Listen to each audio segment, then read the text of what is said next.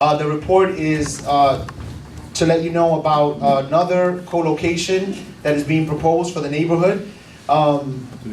As we know that I just have the resolution that was drafted. Basically, last Monday, Councilmember Levin had a town hall meeting to talk about Junior High School 126. That's 424 Lennon Street, right across the street from the newly renovated McCarrion Pool. And basically, the Department of Education has proposed to co-locate a charter school within that elementary junior high school. Junior High School 126 is the only junior high in Greenpoint. And it's something that is obviously very valuable property. And they've actually had a couple of charter high schools in there over the last few years. And to really look at something that this board did last year is we really opposed this co-location of elementary school in another middle school, which was MS-50. And the Department of Education still decided to co-locate the charter school there. So tomorrow, December 5th, there's going to be a hearing at 126 to talk about this. By law, they have to have this hearing. And we really want everybody to come out so that we enforce that we don't want another co-location. We want the Department of Education to invest in Junior High School 126. Just so you know, District 14, which encompasses Williamsburg and Greenpoint, we have 29% of our elementary school students in a charter school, while the citywide average in terms of charter schools is 5%. So why is it that Greenpoint Williamsburg has to have such a high number of charter school students? You know, it's something that we need to start investing in our own public schools and not just automatically give open space to these charter schools who operate independently. Okay, they're publicly funded, but they operate independently. So we're asking here a resolution to adopt it as a community board so that we are able to say tomorrow at the hearing that this is something that we oppose. And again, this is something that it's a trend, and we really have to, put the Department of Education on notice that there's no need to keep building more elementary schools when what we need is more good junior high schools. But what's the basic reason for your opposition? I don't get it. If it's more space, why shouldn't the city rent it out? What's the issue? I don't see the issue. Well, what's the issue? they don't. Well, just so you understand, the charter schools do not pay any rent. So in effect, what they're getting is they're getting a public space, completely rent free, and this is on top of any money that they get in terms of that they're allocated for the students that they have. But eventually, it's going to be tax money. If they have to pay additional to rent another place, it's going to be tax money, right? It's funded by the city, right? So it makes sense if there is space available to put in one building. It doesn't make sense. You're saving tax money, Is it so? Well, the question here is that if this is not, in the case of Junior High School 26, as the same case last time with MS-50, which we voted against, it's not necessarily about a money thing, it's about what our community needs. Right now, we have PS 110, PS 84, PS 414, which is the Arbor School, PS 32, PS 34, PS 132. We have enough elementary schools. What they're proposing right now, the Citizens of the World Charter School, is another elementary school. They're not, if our need is a junior high school, why is it that they're trying to put another elementary school when we have enough? And again, there's only one junior high school in Greenpoint. This is 126. And then now, instead of allowing for that school to grow within the building, they're effectively trying to phase it out by putting in this new charter school. Anybody else on the matter? You want to read the resolution? Yes, so anybody else have any questions? Or we? I have an issue with the wording here. Well, maybe we should read the resolution. I don't know if everybody has it. Okay. Does everybody have it? Do we want Mr. Esteban to read it? All right. Okay. Go ahead.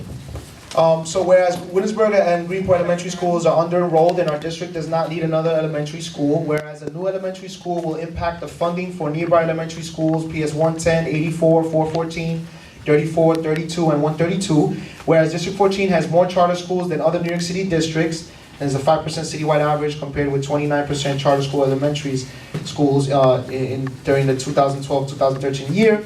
whereas Citizens of the World proposal was riddled with false information, whereas Junior High School 126 will lose vital arts rooms, science rooms, computer rooms, music rooms, and rooms for special education. Whereas Junior High School 126 is the only middle school in Greenpoint, and the new principal has focused on increasing enrollment. And whereas the Department of Education has already opened up a Success Academy charter school that was met with fierce opposition and is enrolled of students from out of District 14. And whereas Citizens of the World has enrollment targets of 55% white middle-class families, which will reinforce segregation in our neighborhood public schools. Therefore, be it resolved, Community Board 1 Brooklyn opposes the co-location of Citizens of the World Charter School into Community Board 1 Brooklyn District 14 Junior High School 126. It was a typo, it says out. Okay, any questions on the resolution? All right, Mr. Weiss. Okay, Heather. In the second one, it says, with fierce opposition and as enrolled of students from out of District 14, that means students that do not live in District 14. So this is kind of one of the little secrets about charter schools, is that a lot of times, especially in the case of the one that's in MS-50 now, Success, they bus a lot of students from outside of District 14 to come in and to go to that charter school. So it's just kind of, highlighting in effect that in the one co-location that was fiercely opposed, and us as a community board, as a committee and as a community board, we voted against that citing of Success Academy into MS-50. That school is primarily enrolled of students that a lot of them are from outside the district. They actually are bussed in, or if you see them on the train, they're being taken into, they're being brought in by their parents into Success right on South 3rd. And this is something that, in this school, given that there's fierce opposition already that's mobilizing tomorrow, we're going to see that a lot of their enrollment won't be from actual school students that are from this district. They'll go outside to meet those numbers so that they could make the case for why they should continue to be in our neighborhood. The language of that sentence is a little odd. Okay, so you want to take out, and is composed of students? Okay. And is it mostly students? Outside of, okay, I'm sorry, Is it like 2 students, or is it mostly students? I would say mostly. Just maybe a little more clarity. Okay. So what do you want to change? And is enrolled? I just had enrollment numbers of students from outside. Yeah, and it's enrolling students outside of the district. From outside. Mhm. So there's a need for an elementary school, why are they bringing people from outside and opening another school? We need the junior high school. Okay, so the change that you're recommending is what? Enrolling numbers of students from outside. Enrolling numbers of students? You don't know what the number is, they should be enrolling anybody from outside. Okay, that's the recommendation. Any other questions? Vera. I have 2 questions. Number 1, what is currently happening with that, is that site vacant, the site where they charter school? It's vacant, so the school is not utilizing the space. Technically, and there was at Councilmember Levin's meeting, there was an expert there that the way that the Department of Education is projecting enrollment there, they're saying that they're under-enrolled. But the under-enrollment is not necessarily, basically their number of what under-enrollment is way higher than what actually fits into the school. Using their formula, the New York City Department of Ed says they're under-enrolled, but it's actually not as under-enrolled as they're projecting, as they're saying it is. So it's inaccurate. It's inaccurate. What they do a lot of times is they use, for enrollment, they'll start using like closet rooms and other space that they're saying is classroom space, and in that way they're saying that you actually could fit more students in there, when in reality that space should not be used for classroom space. It's Do they have a floor plan or something to prove that this space is what's being allocated for that purpose? they have the blue That's book. the other question. Yeah, no, it's okay.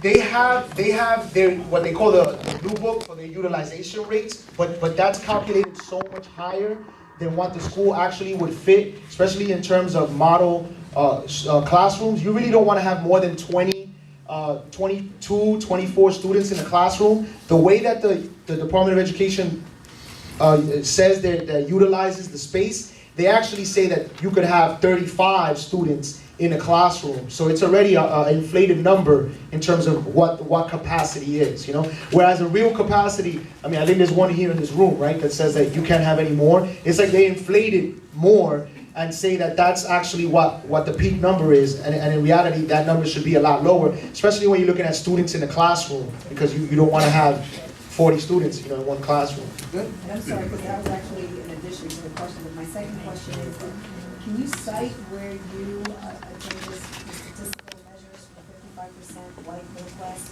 That's the second last, as enrollment targets of 55% white. Where did you obtain this information? This was information, and I could footnote it, this was information that was provided in their proposal, in the proposal from Citizens of the World. I don't have it with me here, but I could get that to you, and then we could footnote it if you'd like. But it's very controversial. I could also send out later on that there was an ABC special. Citizens of the World they're based out of Los Angeles, and there was a real big expose that was done from one of the news channels in Los Angeles that really talked about you know, their practices that were really, really alarming. So that's something else that I could send out to just be like, yo, this is not.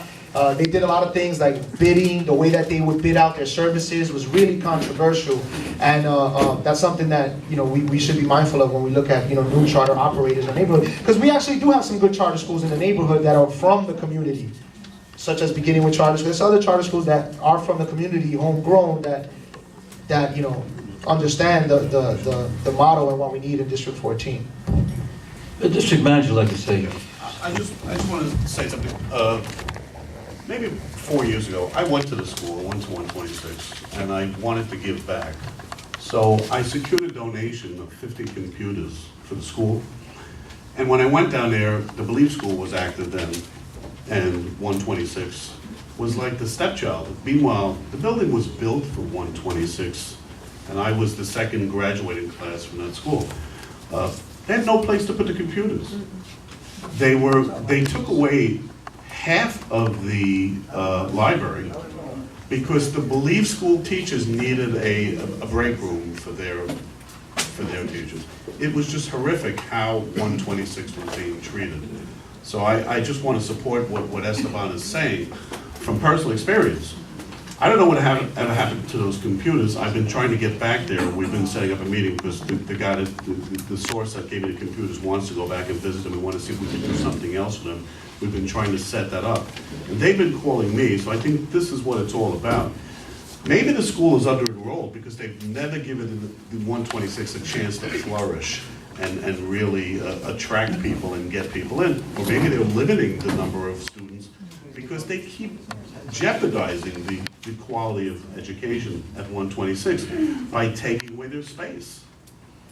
So I just had to add that from personal experience with this, and I certainly support Esteban's endeavors here. I think it's a good way to go. Mary O'Donnell was a teacher at 126 for years, so she might want to add to that. I taught in that school up until last year for a long, long time, and that school was run down to the ground. It used to be a star in the community, but the principal was allowed to stay until he was 89 years old. And then we got a second principal who ran that school down to the ground in terms of scores. And now the third principal is left with a mess and less than 300 students in the school. When I was a teacher there, we had 1,200 students in the school and 35 kids to a class. It functioned beautifully. So something needs to be looked at in terms of scores, management. There's more to the story than meets the eye. Jason, you want to say? This is the same school that was in question during a CEC meeting earlier this year, am I correct? In which every elected official across involved, including the borough president, the congresswoman, the 2 city council members opposed it vehemently.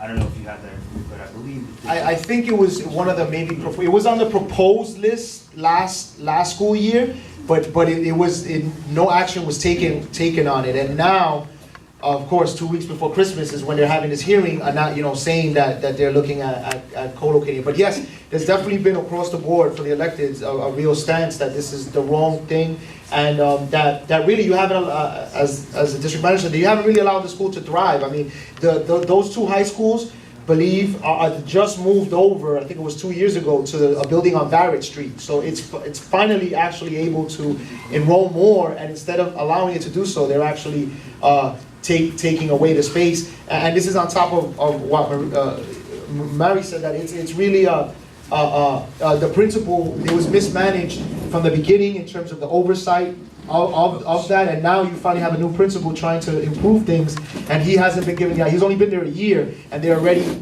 trying to close down the school by putting in a new elementary school. Heather? If we have all these elementary schools and only one junior high, then aren't the numbers of students projected to enter the middle school pretty set? Like, I mean, if you look and there's, 10 schools and fifth graders, and there's 100 fifth graders, that's 500 students coming next year. I don't understand why there's this issue with occupancy. Yeah, well, no, definitely that's a good question. I know that one of the secrets about what happens too when they do a co-location is that eventually these charter schools, once they're in a building, they can ask to grow, right? So you have a school that says, I'm going to only enroll K through